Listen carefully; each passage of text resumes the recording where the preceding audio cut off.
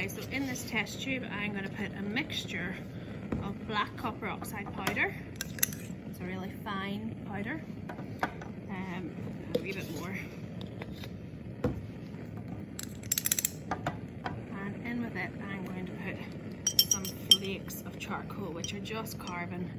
And again, this is a black powder as well. If I hold it there against the safety mat, you can see another black powder. Okay, I'm just gonna invert that to make sure it gets all mixed up. So you will see inside the tip. So if I just hold it up against a white piece of paper, you will see that both of those powders are black. And we're going to have a reaction. We're going to heat it until they react.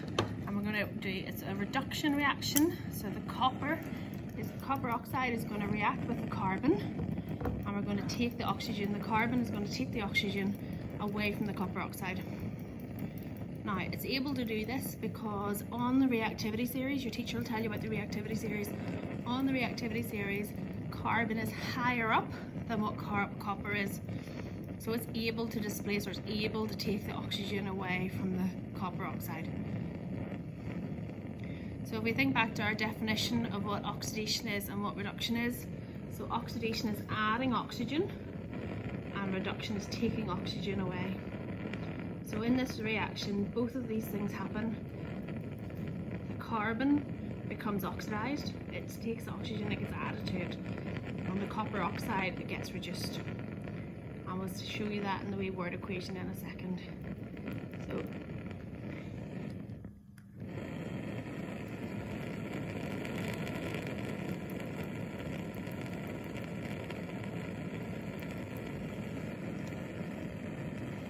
see maybe bits of a glowing red. When I turn that around, you maybe see it glowed red.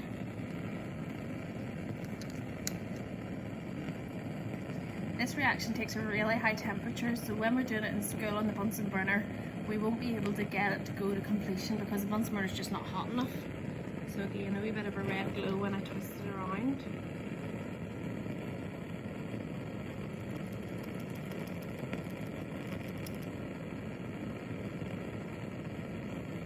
I'm just trying to get it heated evenly.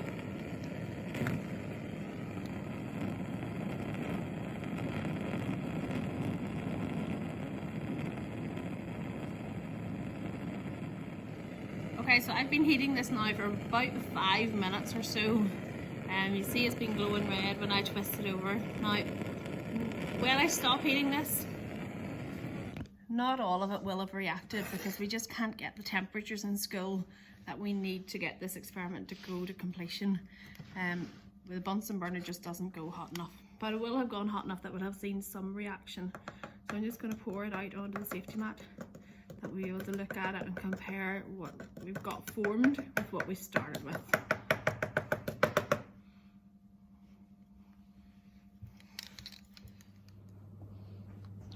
Okay, so I brought the camera around this side to have a closer look at it. So remember what we started with. This was our black powder of copper oxide, and these were our little crystals or granules of charcoal. They were both black. So if we look at the product that we've got now, remember, we won't have got lots of copper, but you can just see in amongst the black powder some little specks of copper that was formed during the reaction. So if we have a look at the word equation for this reaction, we started off with copper oxide plus carbon, and a reaction took place and we got copper plus carbon dioxide. So in terms of our oxidation and reduction, the copper oxide lost oxygen, so it was reduced. And the carbon gained oxygen, so it was oxidized. And you can fill the answers to these questions. This will help you fill in the answers to questions in your booklet.